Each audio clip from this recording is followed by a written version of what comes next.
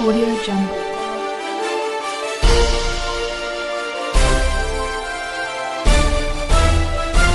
Audio Jungle. Good afternoon. On the national news this hour from BGI Television, first the headlines. Our spirits must remain unbowed because tough times never last, Tinubu tells Nigerians.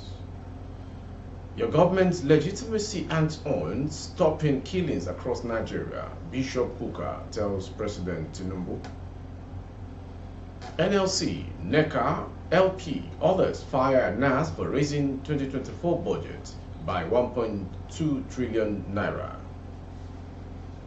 No community will be held by bandit this year, CDS assures Nigerians. And on sports, can Super Falcons drink from Women's Africa Cup in 2024? I am Morire Rabila Lawal. The news in detail.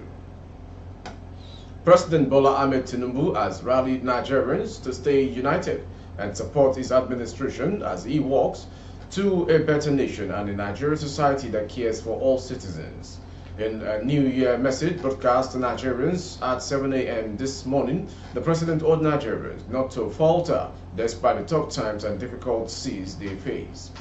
Dear compatriot, take this from me, the time may be tough and rough. However, our spirits must remain unbowed because tough times never last. We are made for this period, never to flinch, never to falter, President Tinubu said. The socio-economic challenges of today should energize and rekindle our love and faith in the promise of Nigeria. Our current circumstances should make us resolve to work better for the good of our beloved nation.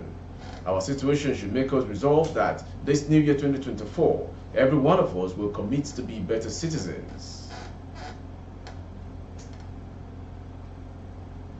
The Bishop of Sokoto Catholic Diocese, Most Reverend Matthew Asen Kuka, has warned President Bola Ahmed Tinubu that the legitimacy of his government hands on resolving the incessant killing of Nigerians.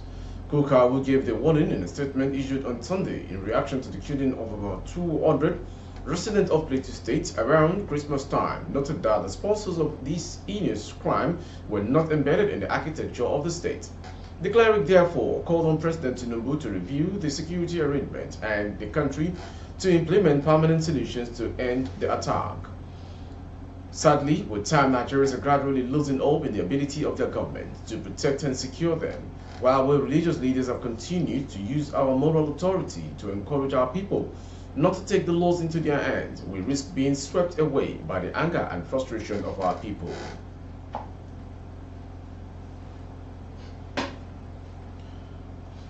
Major stakeholders in the polity, including the Nigeria Labour Congress NLC, Nigeria Employers Consultative Association NECA, and the Labour Party LP, among others, were up in arms yesterday with the National Assembly for jacking up the 2024 budget by 1.2 trillion naira. Recall that President Bola Tinubu had sent a budget proposal of 27.5 trillion naira to NAS for approval, but the lawmakers on Saturday increased it to 28.78 trillion naira before passing it into law.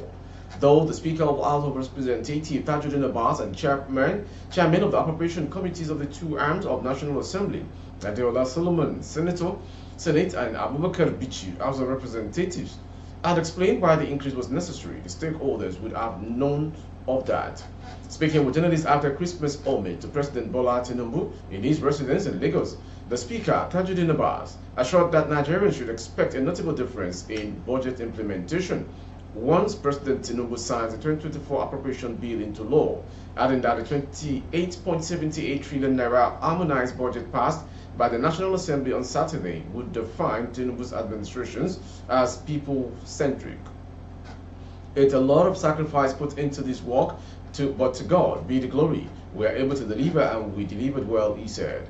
On the adjustment made in the budget of 27.5 trillion naira presented by President to 28.78 trillion naira passed by the House and Senate, the Speaker noted that the lawmakers diligently scrutinized every aspect of the budget. I assure you that by the time the 2024 appropriation bill is signed into law and we start implementing it, Nigeria will see the difference.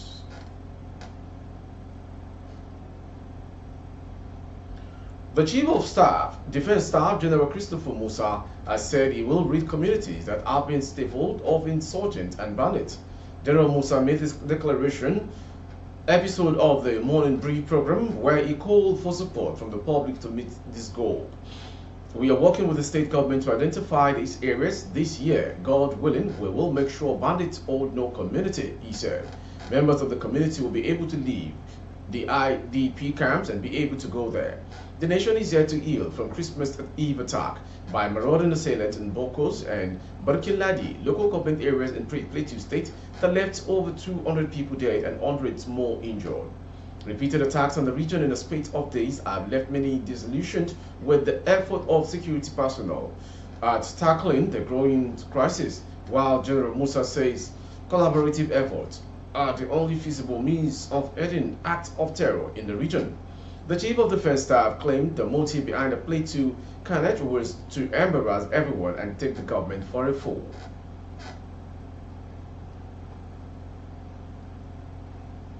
First Lady Oluremi Tinubu has charged expectant mothers on prioritizing their health and seek to know their HIV and AIDS status. She said these will enable them prevent mother-to-child transmission of the disease and help themselves stay healthy. According to a statement issued by a spokesperson, Busola Kukoyi, the First Lady was speaking at the National Hospital, Abuja, where she welcomed the first baby of the year, 2024, in the Federal Capital Territory, FCT.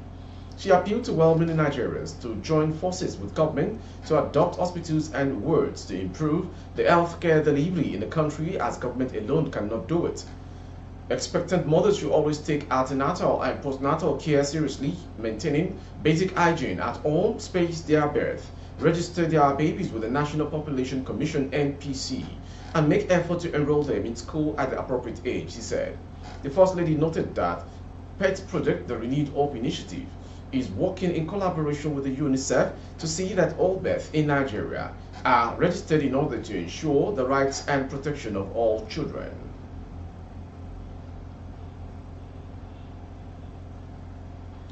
Moving on to the next story. A former senior special assistant on special duties and strategies to late Governor Rotimi Akeredolu, Dr. Doyin Odebowale, has explained what led to the feud between the new governor, Lucky Aiyedatiwa, and Akeredolu. Odebowale said in a viral video that the late Akeredolu would not listen to anybody who spoke against Aiyedatiwa before they fell apart. Aketi will always shut you down, he said. According to him, the mistrust between Aiyedatiwa and Akeredolu started when it was found that a female aide to Akeredolu's wife had been sharing confidential information about Akeredolu's health with Aiyedatiwa. The former special assistant alleged that the woman was scheming to become deputy governor after the death of Akeredolu. She was seeing Lucky. She would not talk to Lucky, but they were meeting at Abuja. She was scheming to become the deputy governor in case Aketi dies. That was the genesis of the mistrust between Aketi and Lucky. Aketi never listened to anybody who spoke against Lucky Aiyedatiwa. Aketi mismanaged his health. The perfidy of many of his aides were unrivaled. They wouldn't allow him rest, they wouldn't allow him sleep. He took ill, and next thing is when will he die? People started holding meetings against the man who never offended them. I will talk about Babajide once Aketi is buried. Aketi rejected many chieftaincy titles. He talked to Arakorin. Those that made allegations of forgery should bring out the document and show who collected the money. In the Health Management Board, doctors were traveling abroad, but the state was unable to employ because they were collecting double salary. Finally, on sports. For die-hard supporters of Nigeria's senior women's football team, Super Falcons, it will be very difficult contemplating a scenario Nigeria would not win the next Women's Africa Cup of Nations, WAFCON, slated for Morocco in 2024. It is 4 years now since Nigeria won our last WAFCON trophy, this being in 2018 when Ghana hosted the biennial Continental Football Fiesta, organized by the Confederation of African Football, CAF, just as the competition did not hold in 2020 due to the global COVID-19 pandemic, which brought the world to its knees. However, the country lost the coveted trophy 2 years ago in Morocco when the tournament rebounded. No thanks to the host country Morocco, which dashed Nigeria's title hopes in dramatic semi-final clash that ended 5-4 penalties in their favor. They however lost to South Africa in the epic final. Super Falcons, under the tutelage of its former head coach Randy Waldrum, went on to lose to Zambia in the third place playoff to make it one of the worst outings of Nigeria in the competition. The country had won 11 times since 1991 pre-FIFA Women's World Cup final. Nigeria qualified ahead of others to represent Africa, and 9 times since it became a biennial event in 1998. Nigeria has maintained a stranglehold on the trophy by winning it back-to-back on 2 occasions and counting, although Equatorial Guinea altered Nigeria's double hat-trick in 2008 when the Central African country hosted WAFCON and won. Super Falcons finished third for the first time ever. With our sports story, we've come to the end of today's national news from BGI TV. Before we go, some headlines. Our spirit must remain unbowed because tough times never last. Tinubu speaks to Nigerians. Your government legitimacy hands on stopping killings across Nigeria. Bishop Kuka talks to Tinubu. NLC, NECA, LP, others fire NAS for raising 2024 budgets to buy 1.2 trillion naira. No community will be held by bandit this year, CDS assures Nigerians. And on sport, can Super Falcons drink from Women's Africa Cup in 2024? For more updates of our broadcast on YouTube, our handle is Babagade Imo Television. Kindly subscribe and click on the notification bell, select option all to access all of our broadcasts. On Facebook, Bagade Imo with Alawi Adebayo. Please like and follow the page. Thank you for watching. It's a beginning of a new year, new fame, new glory, new upliftment, new success, new breakthroughs. I wish Nigeria to have a suitable environment and all around the globe, and to all countries going through one war or the other, may peace reign, God's willing. I am Morire Rabila Lawal. Happy New Year.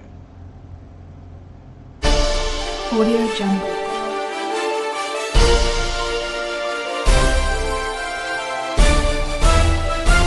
Audio Jungle.